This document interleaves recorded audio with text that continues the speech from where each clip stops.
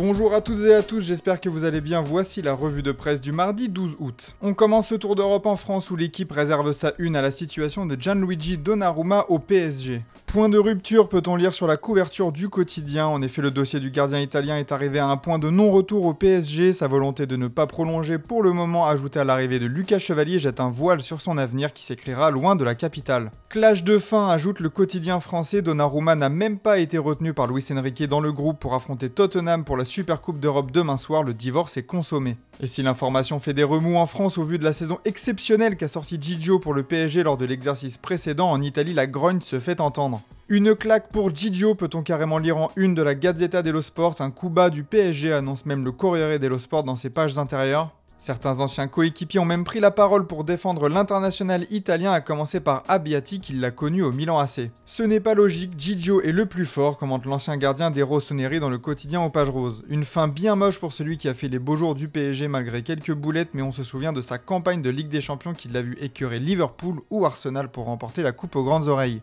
Et cette situation irrite fortement Gattuso, sélectionneur italien qui voit son gardien titulaire dans un flou avant la Coupe du Monde. Où jouera-t-il? Cela semble se décider entre Manchester United et Chelsea, comme me rapporte la Gazzetta dello Sport. Cela devrait se décanter très rapidement. Kingsley Coman, lui, va rejoindre l'Arabie Saoudite et l'équipe fait le point sur le parcours du Français en Allemagne, une décennie bavaroise peut-on lire. Au pays de Goethe, l'ailier international français a tout gagné et rejoint Cristiano Ronaldo dans un projet de dingue, une véritable équipe de galactique comme le définit Sport en Espagne. Avec Brozovic, Joao Félix, CR7 et Sadio Mané entre autres, l'équipe saoudienne a fière allure pour aller chercher ce titre de champion qui échappe à la star portugaise depuis son arrivée dans le Golfe. Au rayon du mercato, l'Inter Milan veut Magnès Akliouche. Le milieu offensif monégasque attire les convoitises et le vice-champion d'Europe se serait positionné sur celui qui avait ouvert le score en amical avec l'ASM contre l'Inter Milan justement. Outre le club italien, un autre grand club européen s'est renseigné mais le nom n'a pas filtré. Le joueur possède un bon de sortie à hauteur de 70 millions d'euros mais sous contrat jusqu'en 2028. Cela donne à Monaco la possibilité de voir venir. À l'OM, on lorgne toujours sur Joël Ordóñez, selon la Provence. Le défenseur de Bruges est la priorité pour renforcer la défense centrale du club, mais le club belge ne le lâcherait pas à moins de 30 millions d'euros, une somme conséquente pour le club phocéen après le mercato déjà important réalisé jusque-là.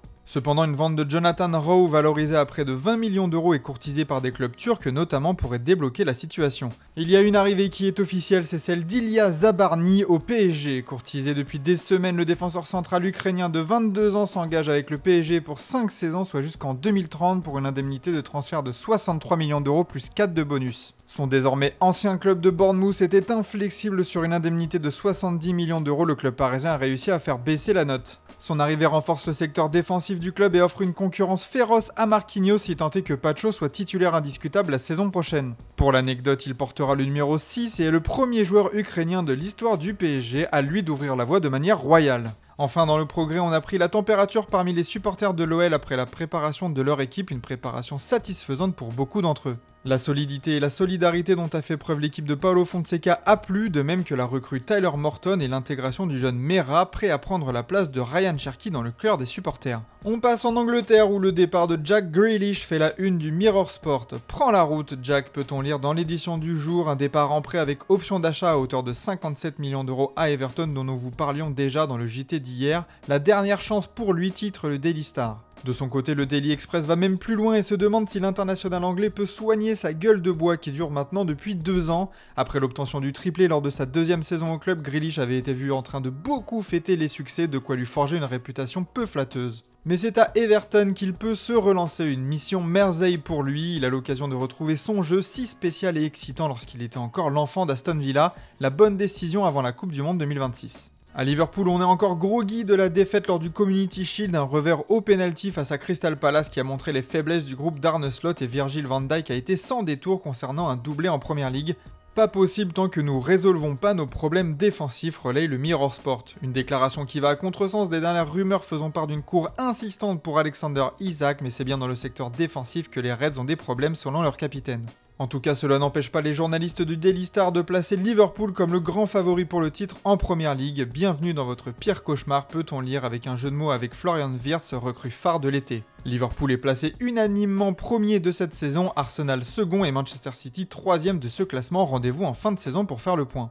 Enfin, à Manchester United, Benjamin Sesko a révélé quel sera son modèle chez les Red Devils, Zlatan Ibrahimovic. C'est mon idole, peut-on lire dans le Manchester Evening News. Le Slovène possède des caractéristiques physiques similaires à celles du Suédois et malgré un court passage pour Zlatan, si Šeško réalise la même carrière que lui chez eux, cela suffira amplement. En tout cas, cette arrivée fait un déçu, Rasmus Højlund. Il n'a pas su faire taire ses détracteurs, ajoute le Manchester Evening News.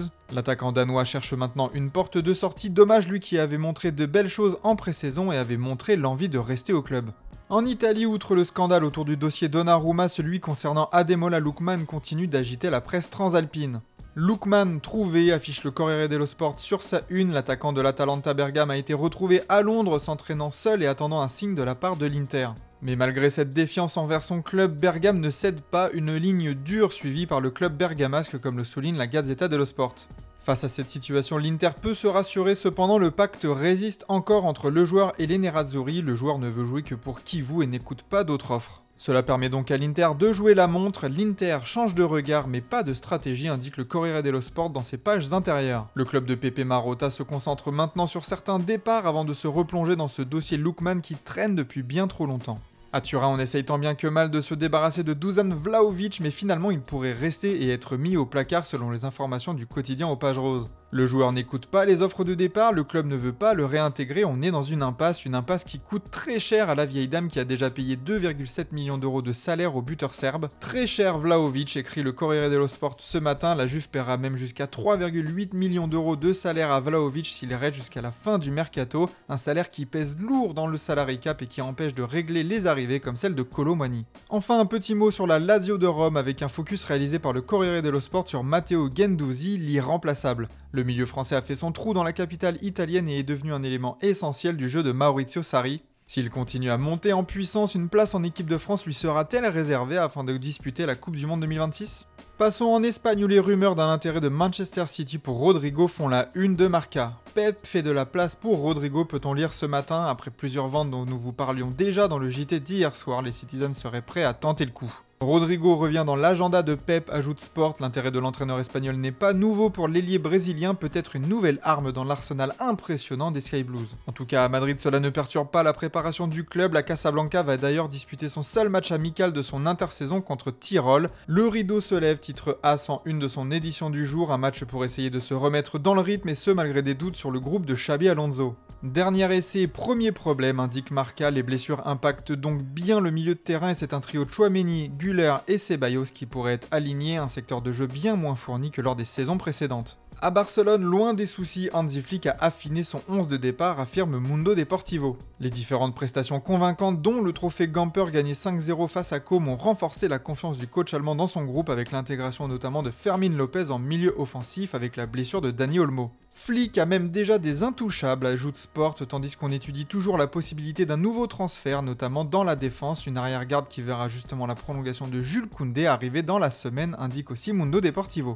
On finit au Portugal avec le match retour contre Nice pour le Benfica qui fait la une de Abola. Une mission à accomplir tout simplement. Vainqueur 2-0 à l'aller, les Aigles sont bien partis, mais attention au relâchement face à une équipe qui a tout à gagner. Les joueurs de Bruno Lage sont focalisés, vaincre et convaincre à la loose, peut-on lire dans Abola. Même discours pour l'entraîneur de Lisbonne, justement, l'éliminatoire est loin d'être terminé, en tout cas Nice est prévenu, pas de décompression à prévoir côté portugais. Et justement, dans l'équipe du jour, on se concentre aussi sur le match retour du troisième tour préliminaire de Ligue des Champions avec une question, à quoi joue Ineos ? Les propriétaires sont réticents à investir dans l'équipe niçoise cet été malgré une place en Ligue des Champions à assumer, de quoi éveiller les soupçons d'une vente prochaine. Et après la défaite 2-0 à l'aller, les chances de qualification sont minces, Nice Matin parle même de miracle dans son édition du jour. Franck Hez a toutefois tenu un discours ambitieux en conférence de presse affirmant que peu de joueurs avaient réalisé une performance dont ces joueurs sont capables et qu'il va devoir faire preuve de solidité et d'efficacité devant le but s'ils veulent avoir une chance. À Porto, on s'enthousiasme après la victoire de l'équipe face au Vitória Guimarães qui a vu le retour de Samu. L'animal souris, peut-on lire en une de Ojogo aujourd'hui, le buteur espagnol a inscrit un doublé dans une nuit de haute volée pour les Dragons dans ce qui était les débuts de Francesco Farioli.